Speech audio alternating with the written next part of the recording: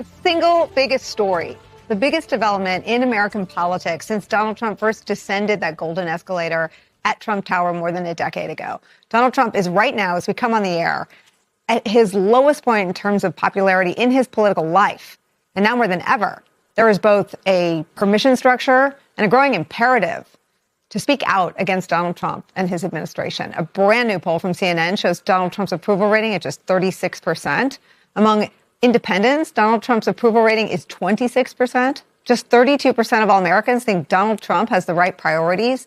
68%, almost 70% of all Americans say that Donald Trump is not paying attention to the most important problems they face in their lives. At this very moment, Donald Trump appears intent on proving those 68% of us right. Trump is doubling down on one of his least popular issues, the tariff regime. In the wake of the Supreme Court giving him a political get-out-of-jail-free card by striking down his tariff regime as illegal and unconstitutional, Donald Trump, snatching defeat from political victory, has announced he's going to impose a 15% global tariff.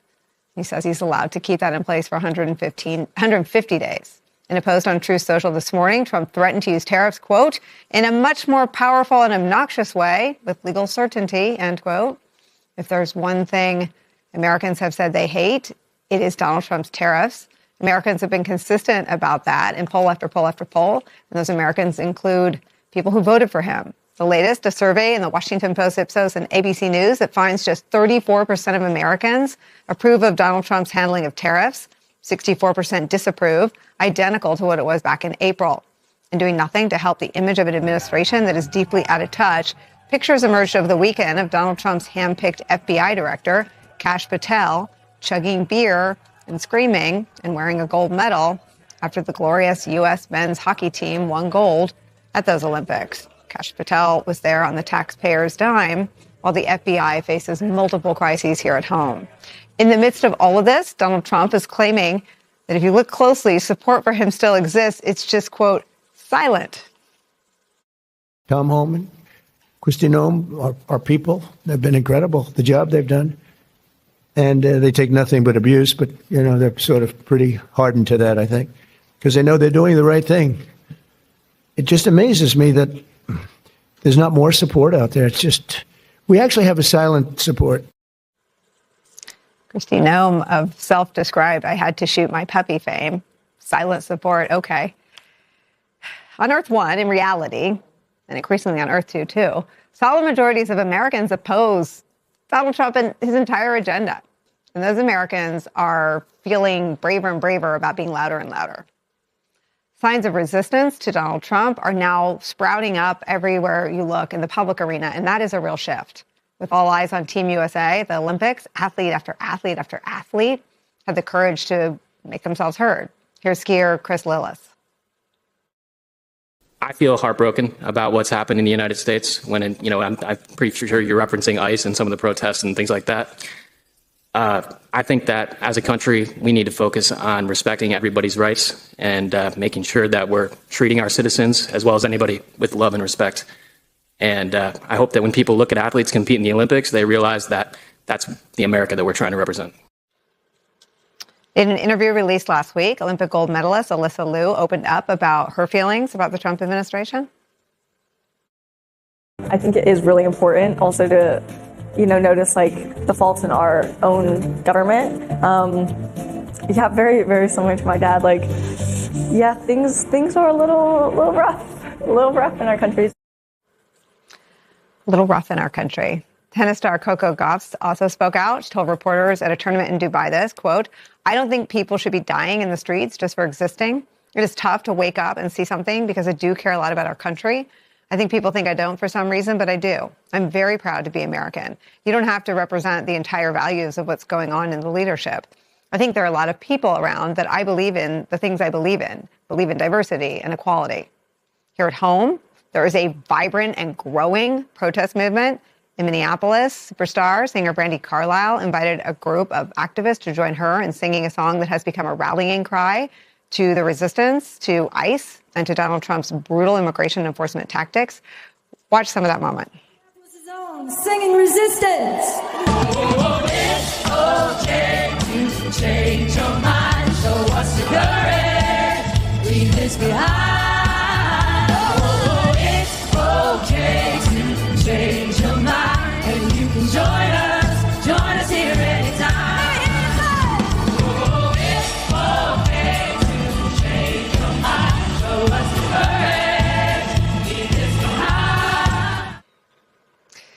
This rising tide of resistance to Donald Trump in every corner of American public life, from sports to entertainment to music, and growing.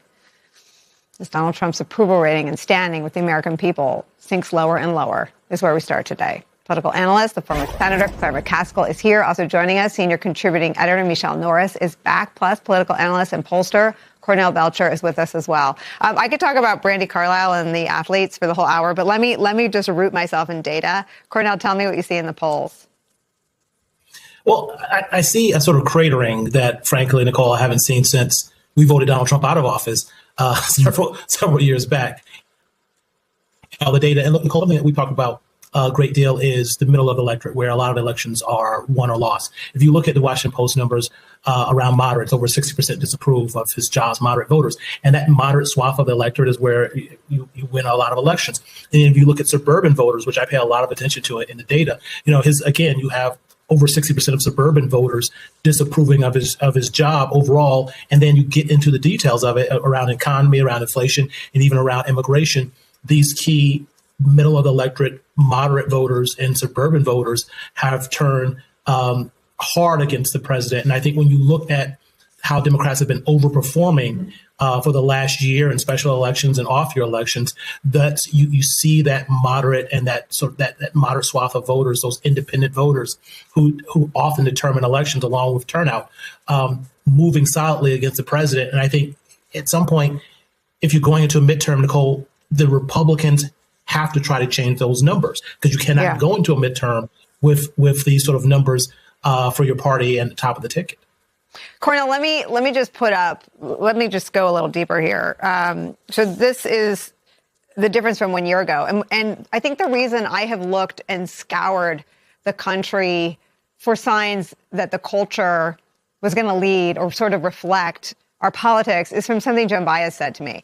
She said, we had each other and we weren't looking for politicians. And, she talked about singing with Martin, with Martin Luther King Jr. And so I started looking outside of just elected Democrats, and I started looking at the culture. And I have tracked almost daily what seems to be a ballooning, sort of a swell of the safety in numbers, which is something that you heard the people on the streets of Minneapolis talk about. How can you be out there after Renee Nicole Good was murdered? Well, because we're safer together. 17 days later, Alex Preddy is killed. And they're out there in larger numbers than after Renee Nicole Good is out there. There seems to be a mirror, if you will, happening in culture and in sports. And it was really, really clear during the Olympics that there was permission structure suggests they were waiting for approval, almost like a sort of a safety structure, if you will, that they felt safe speaking out against what's happening in the country. Is that tracked in the polls, or are the polls sort of a reflection of that? Or how do you see that correlating to the polls, Cornell?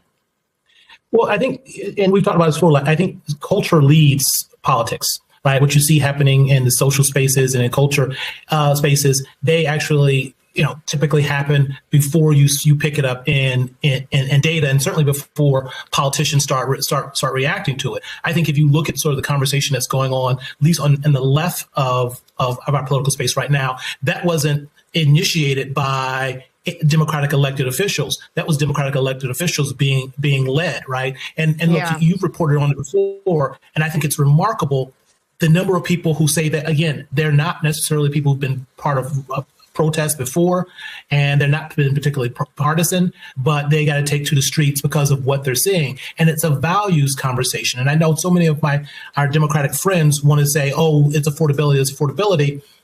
Those people aren't taken to the streets who've never taken to the streets because of affordability.